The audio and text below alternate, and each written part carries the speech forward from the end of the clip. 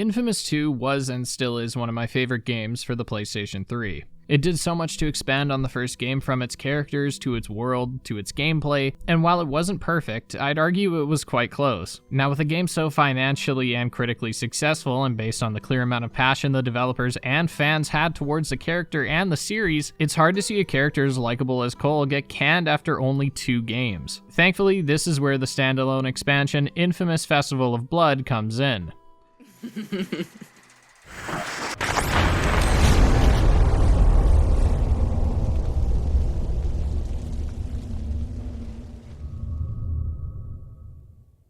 Released surprisingly only a few months after inFAMOUS 2, this is an expansion I don't see many people talking about these days, which is unfortunate because despite it being short on both length and ideas, it'll still quench a diehard's thirst for more inFAMOUS, but not much else. Since this is a DLC, albeit a standalone DLC, I'll attempt to hold it to my own definition of what makes a good DLC, which I have outlined a few times before. Essentially, I'm looking for something that expands on the story, the gameplay, and the world of whatever base game it is attached to, and Festival of Blood hits some of these notes, and while not the best game out there, I recommend any inFAMOUS fan give it a shot. Or at least I would if there weren't so many hurdles in the way. Before we go any further, I need to remind you that there will be full spoilers here for both this expansion and inFAMOUS 2. Even the footage up to this point has been relatively riddled with spoilers since this DLC is only a few hours long. I also want to add that I was not able to secure this game on my PlayStation 3, and for that reason I had to record and play through this on my PlayStation 5 through the use of PS Now. Because of that, there might be some parts of the footage here that are beyond unkind to the frame rate and the resolution. From what I read online though, this is an issue with the streaming service itself, and if you're playing this on a PS3, it supposedly runs the same as inFAMOUS 2 did. There is a pretty noticeable delay that also comes with the streaming service, so if I look like I'm playing while I'm shit-faced, it's just a delay. Though, according to some of your comments, my aim isn't that great when I'm sober either. This is why I mentioned the hurdles earlier. If you want to play this, you're going to need a PlayStation 4 or 5, a stable internet connection, a subscription to PlayStation Now, and on top of that, you'll still be playing on what feels like a mosaic filter throughout, and you'll see frame rates that make you question if it's even worth the 13 Canadian dollars per month. Because of this, it makes it hard to immediately recommend this DLC or not. After some more consideration, I'd say that if you're planning on playing this on PS Now, which is pretty much the only way, and if you have a really good internet connection, I'd recommend it only because you can not only play this, but a bunch of other games through PS Now, including the other inFAMOUS games. I also want to give a general warning to those that may try and grab codes for this game online. While grabbing the inFAMOUS series for these videos, I purchased the inFAMOUS collection that came with the discs for both inFAMOUS 1 and 2, and it also came with a code for Festival of Blood, and the code was there, but it was expired. I didn't even think that a code could have expired, and thankfully with PS Now it didn't really matter, but I figured I'd let you guys know since I consider myself a relatively intelligent gentleman, and yet I was stupid enough to make this mistake, so who knows, maybe you are too. Anyways, I was very excited to go into Festival of Blood because of how much I enjoyed inFAMOUS First Light, which I've also covered on my channel, and because I've just come off the trails of my inFAMOUS 2 video and was still in love with Cole, Zeke, and the inFAMOUS universe, I was ready to dive in. Now, there's some freaky deaky shit going on out there. What kind of shit make you piss your pants? This book here teaches you how to deal with it. The concept for this particular story is that on Pyre Night, a pseudo-Halloween, Cole is bitten by a legendary vampire, Bloody Mary, and has to use his newfound vampire powers to defeat her and reverse his newfound powers, as the only way he can sustain himself is by killing others and sucking their blood. As far as presentation goes, it's nearly identical to inFAMOUS 2, and that's not a bad thing by any means. The new tools at Cole's disposal and the new UI all look great and look like you would expect them to. Just about everything here has a demonic, spooky twist to it, from the environments to even the pause screen, which has a beastly Cole shooting a hungered gaze towards the player. Animations of Cole throwing his new stake into a vampire are satisfying to the nth degree, and the new design of Cole's clothes look good too, as it opts for an evil look which combines the clothing of a neutral karma Cole with the stance of a bad karma Cole, of course with a blood splatter on the chest for good measure. This is further reflected in the narrative, but let's instead shift to how the game presents that narrative, technically. The cutscenes here look like they always did, though for a few missions, in order to promote the use of the game's user-generated content and level designing tools, a few missions take place almost entirely within said level creators, which means the cutscenes are jarringly cheap. I like that these comic book-esque cutscenes are possible within the level creator, and for players making levels this is great, and I understand that this was done to promote the UGC, which I don't believe received much love in Infamous 2 because I remember back when it was still online that I didn't care much for it, though I was 12 at the time, so regardless, I still think mixing in the classic cutscenes here would have been helpful since the themes and topics discussed in said cutscenes are really interesting. Fortunately, this is the biggest criticism I have with the presentation, and it's barely even a criticism at that. Take a seat. The secrets of Fire Night are about to be revealed. Come on and let me take you all back in time, friends. Back to the early days of Numeray.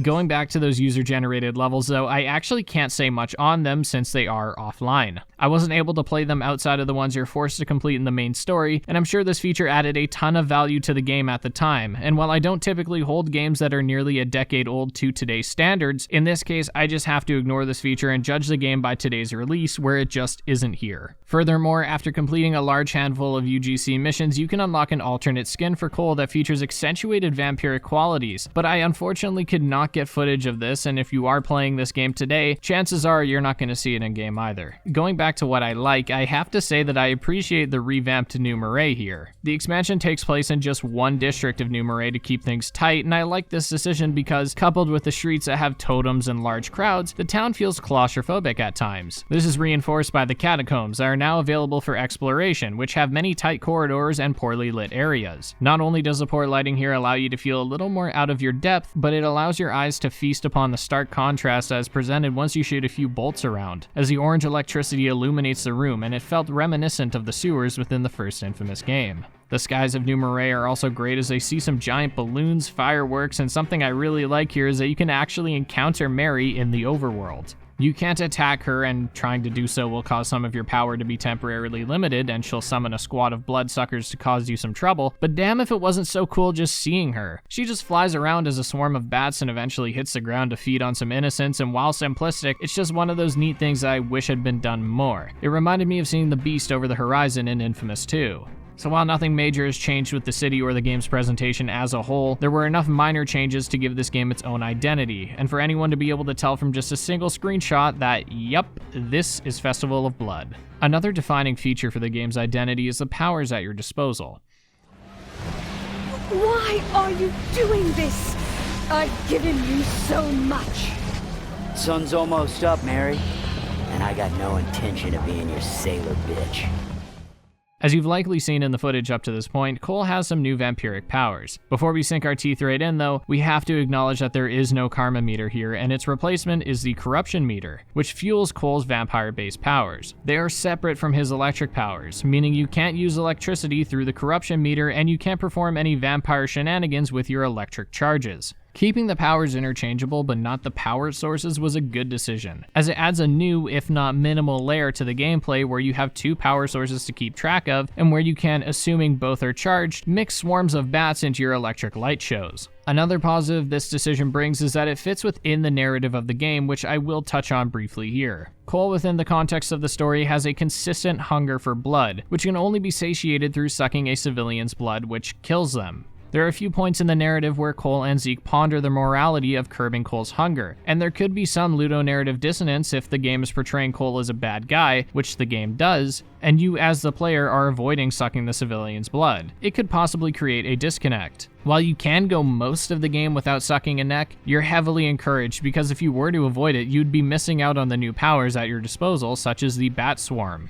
Speaking of which, Infamous has for a while now been the top dog when it comes to superhero games. And what's one of the first powers that comes to mind when you think of a superhero? Chances are you probably said flight. Even in Infamous 2, the woman you rescue from the hospital near the end of the game straight up flies away, and even Quo has something like it, though hers is more akin to Delsin's smoke dash. The point is, flight is something on every person's Infamous powers wish list, or at least it was until this game came around. Of course, adding flight wouldn't be so simple. The issue generally is that flight is just far too simple of a mechanic to integrate into this game. Now, I'm not saying that simple mechanics are bad. The neon dash ability from Second Sun and First Light is a perfect example of how a simple traversal mechanic can still be fun. This ability was as simple as pressing circle and then steering your character. Not very deep at all, but it was still entertaining enough that a lot of you probably spent minutes at a time just zipping across the skyline. The reason it worked there in my eyes is because it wasn't necessarily the fastest way to traverse.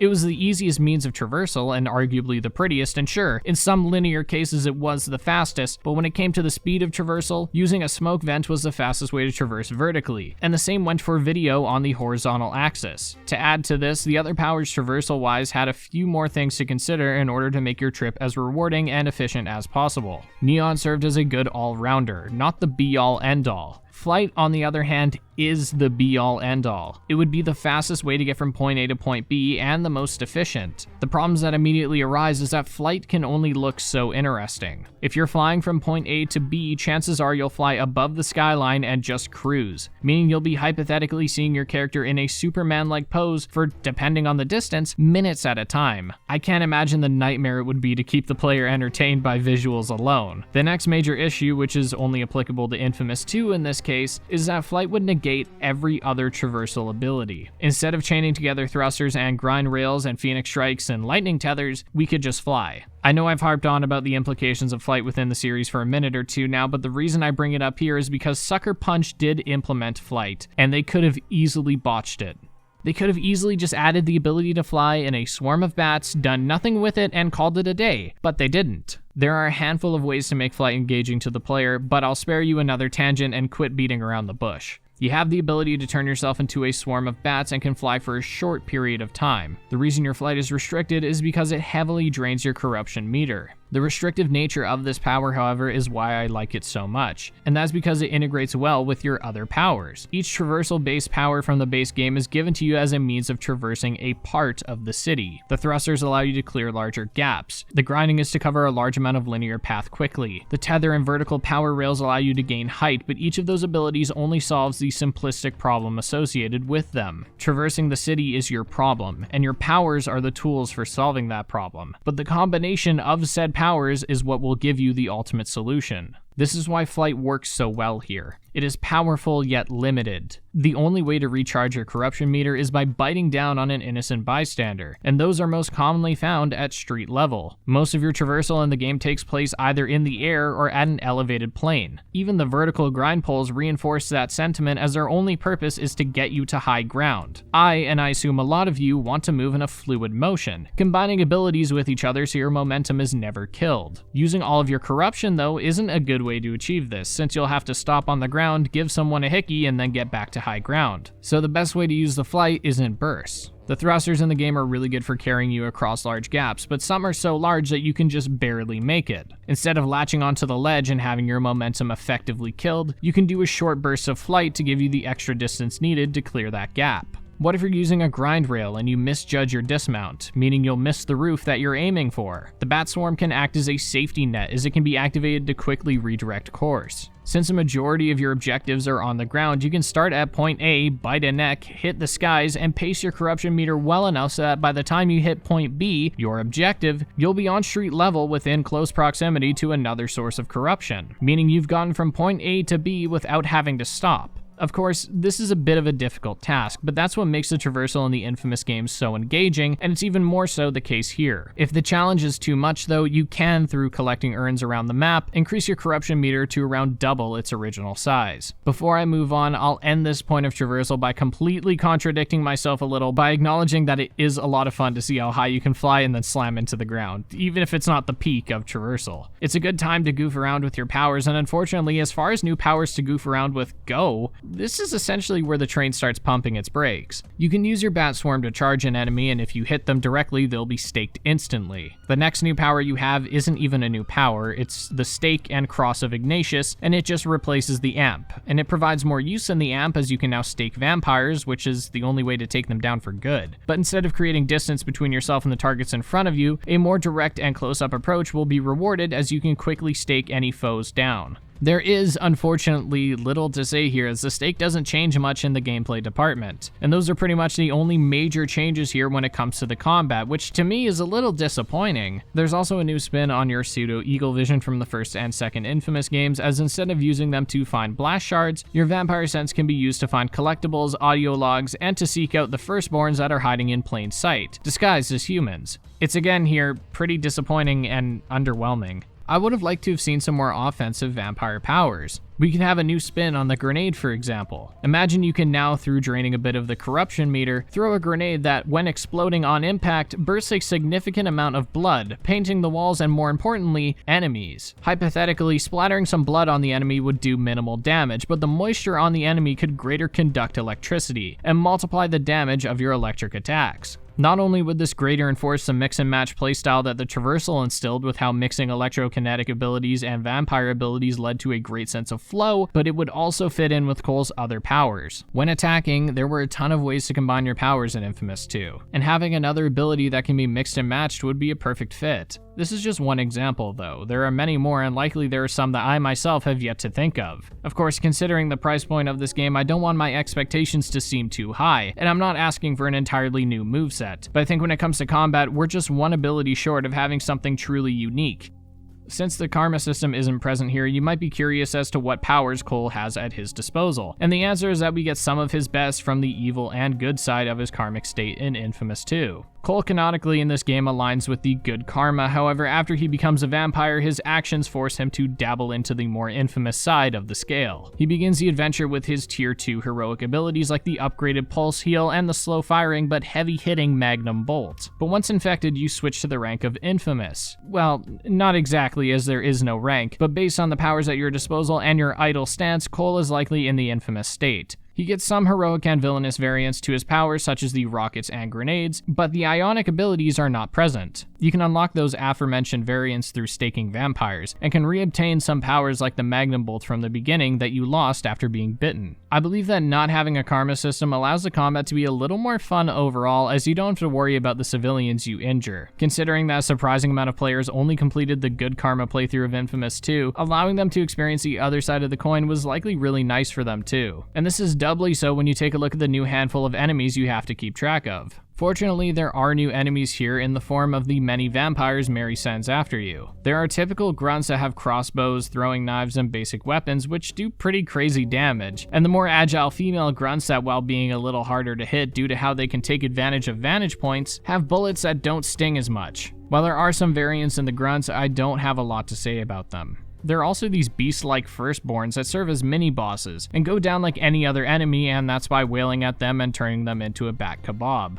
I like their moveset and they kept me entertained on both a visual level, but also in the sense of difficulty. Something I've criticized the first and second Infamous games for was their balance, and more specifically this related to difficulty. My mistake in my previous Infamous videos was that I structured my argument in a way that painted the difficulty of the game as the problem. That was not and is still not the case. I now believe that the balance was to blame. I specifically criticized the shotgun enemies in both the games as they could, depending on the difficulty, one-shot you. Considering the stun that came along with that, I felt it was pretty unfair towards the player. Another reason for this is that every enemy in the game, if they were to get the drop on you, offered you the chance to recuperate and bounce back. Whereas with these enemies that one-shotted you, the same enemies that in Infamous 1 could also go invisible, you don't have that chance to recenter, and you get a game over and you just have to restart the fight. While there's nothing necessarily wrong with having a game that punishes your mistakes, an enemy that punishes you this harshly conflicts with all the other enemy designs, and that's why I, after criticizing how strong these enemies were and putting it under the issue of difficulty, then contradicted myself by criticizing the Quo boss fight for being too easy. All of this to say that I felt the game was quite balanced here, as the enemies took a fair amount of damage and dealt a fair amount too, and while they were challenging, I didn't often feel like they were unfair. Every death, while they can be counted on one hand, felt like they happened because I simply lost control of the battle, slipped up one too many times, or because my aim was just imprecise.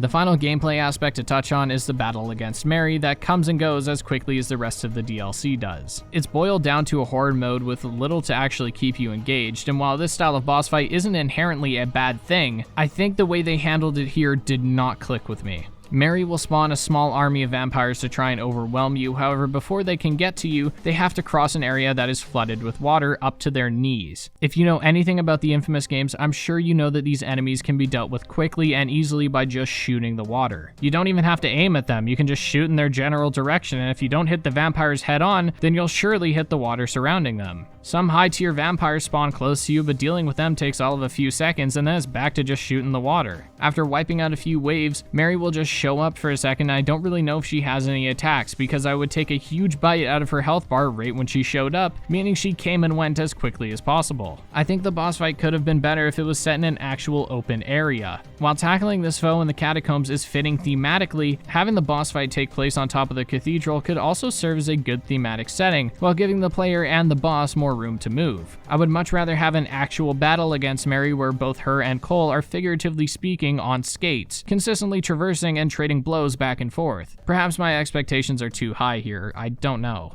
Though if I'm being honest, my reason for playing this wasn't to experience a new world of gameplay, but rather to have another story with my favorite cast and characters. Speaking of which, the story and the characters here, while being simple, were interesting and the concept as a whole is truly great. I just wish they really delved into the interesting ideas that they presented. And it was still out there somewhere. And if my buddy was gonna take down Mary, he'd need that weapon. Trouble was, he just had one night to find it.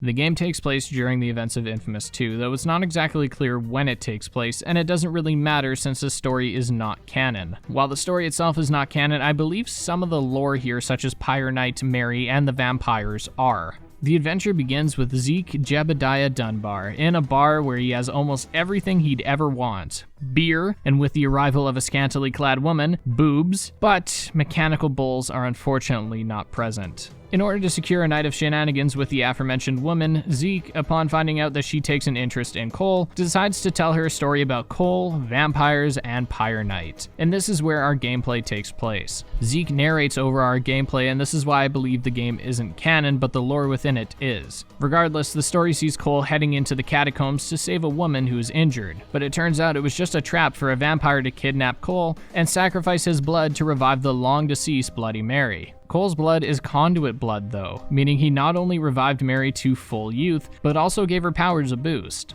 Mary, seeing the potential in Cole, turns him into a vampire, and unfortunately, one of Mary's powers is to control her vampires. This means that not only is Cole a vampire now, but when sunrise comes, he'll be under Mary's full control. His goal is to find the Cross of Ignatius, stake down Mary, and save not only himself, but the civilians too, as a vampiric Cole will do nothing less than wreak havoc on New Marais. After finding the cross and taking down Mary, we leave the realm of Zeke's story and return to the bar where we see that Zeke has successfully seduced the woman from earlier. Unfortunately, Cole shows up and the woman then makes it pretty clear that she's more interested in him than Zeke, and Cole leaves with her. Thanks for the story, Zeke. Very educational. Oh, shit! Even if the story itself is as bare bones as it gets, I enjoyed it because the writing and the voice acting was, as it always is, so top notch. I specifically enjoyed the lore around the vampires, as we can find more lore about their head cheese, Mary, through a few of her teachings, which recount her different interactions with the mortals of the world. It gives some insight into how she views herself, as Mary believes she is a goddess of sorts, but most of these pseudo-audio logs are boiled down to, I went here, met this person, and ate them. Throughout the actual story, though, it's explained that Mary isn't necessarily the head vampire, but rather a gentleman named Marco is the first vampire. He found Mary and admired her from a distance for some time until Mary caught smallpox. Marco believed that Mary was just too beautiful to die and converted her into a vampire. The two began a rampage over Europe as partners and eventually as lovers until Father Ignatius staked Marco, believing it would cure Mary. But that would only be the case on the night of her infection. It's explained that vampires are actually a type of conduit too, but rather than conducting electricity, neon, or smoke for power, they conduct blood for power. This allows Cole and myself to at least sympathize with these guys.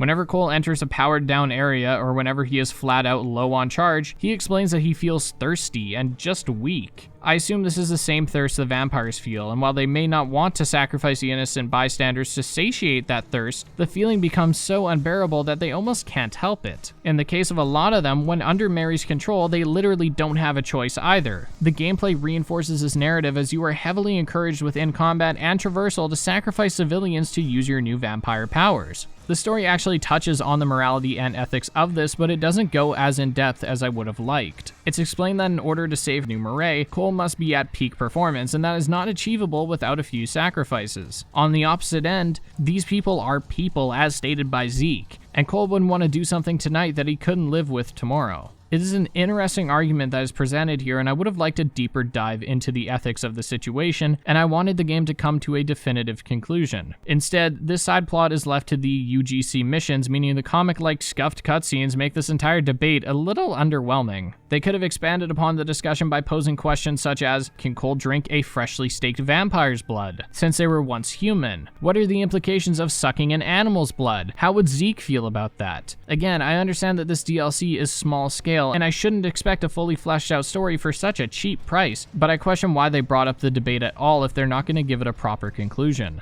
I can at least say that it gave me some notable food for thought. Unfortunately, another part of the story I had to use my imagination for was in the final moments where you summon an ionic storm on Mary. I know I said that the ionic storm wasn't in the game, but this is actually the only point where it is in the game, and it's a scripted event, so I just glossed over it. Regardless, the game immediately skipped ahead to Cole in the catacombs, and it completely skipped the cutscene, which I found strange, and I'm unsure if this is just an issue with PS Now or a glitch with the game itself. Even if I criticize the narrative here extensively, I did enjoy it to an extent, and if you played Infamous 2's plot, you'll enjoy this one to an extent as well. It followed a lot of the same beats from Infamous 2. The villain that is seen on the overworld, the timer between major story beats, the acquisition of new powers to make Cole capable of taking down the new villain, and the lighthearted tone. And it's okay that it retreads that ground because it works for the most part.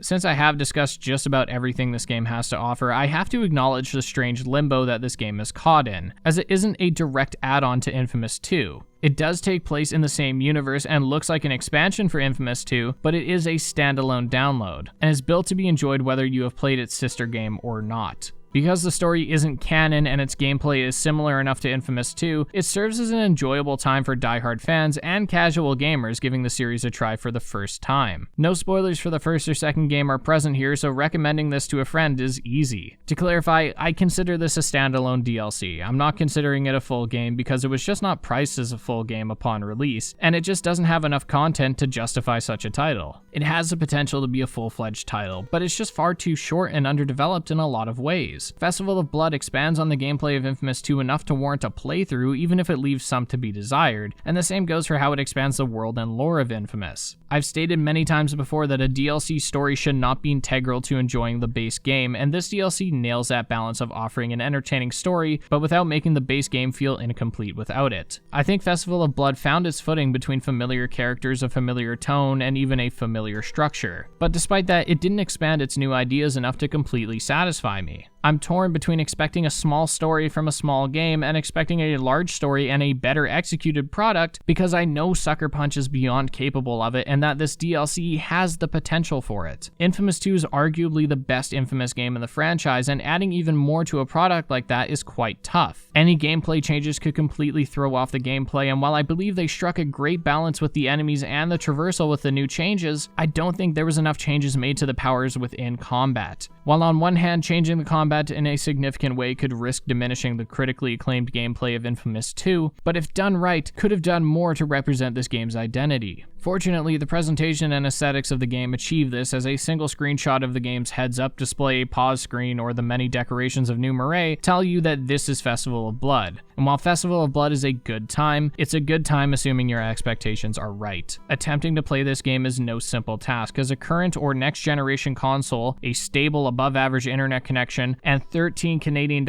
is required to play this. So if you can play the game and put up with the input delay and unavoidable frame drops, expect a short but but entertaining, if not a little underwhelming experience. I don't want this video to seem like I don't enjoy the game, because I do, but I enjoy it because it's an excuse to hop back into Infamous 2. And when judging this game by its own merits, I felt like there was more that needed to be done, and I was just left wanting more. Hello friends, thank you for watching the video. I hope you liked it. I tried my best to make the script for this one a little more interesting and a little more in-depth. I felt like for this particular video, I felt like I talked about pretty much everything I wanted to talk about. And I also felt like I tried a lot harder to give the video a little more style editing wise, hence why you saw some title cards, some flashier transitions, and a few more on-screen gags. I don't want it to be so much that it distracts from the video, but I do want it to look a little more visually entertaining. So I hope I achieved that. If I didn't, well, I think I did. Obviously, I'm going to keep getting better, but let me know what you think of that, because I realized the last few videos have just been like throwing clips on a timeline with like no real thought to it. And so I decided to take my time with this one a little bit more, and that one for the script as well. I would kind of write a little bit of the script and then take a few days off, chill, let it sit, let it marinate in my head for a bit, and I feel like that was really beneficial. I want to give a shout out to the gold tier patrons: Bossian22, Christopher Moreno, Francis Pop, Mario Nade, and Pyrite. The silver tier patrons: Chiefy, Dr. Nannard, Gonzo Gonzalez, and Jacob Douglas. And finally, the bronze boys: Denzel Ritesh, Nathan Figs, Over the East, and Alf Hednar 845719. Thank you guys for your continued support. I didn't actually end up updating you guys yet, but I made some changes to the Patreon and just like what benefits are available to you and all that stuff. If you're a patron, don't worry, nothing is changing, you're just getting more stuff. I was thinking I should probably try and make my Patreon a little more appealing. So like some of the gold tiers are getting reflective posts about, you know, how do I think I did on the last video, and just you know, basic stuff like that. I'm also posting like scripts and all that kind of stuff. So yeah, I'm trying to be a little bit better about the whole Patreon thing. Next video will be on sleeping dogs. I'm working on it diligently, and yeah, that's pretty much all I have to say. I hope you guys enjoyed this video. I hope you're all taking care of yourselves, staying safe and staying healthy. And I will see you all next time.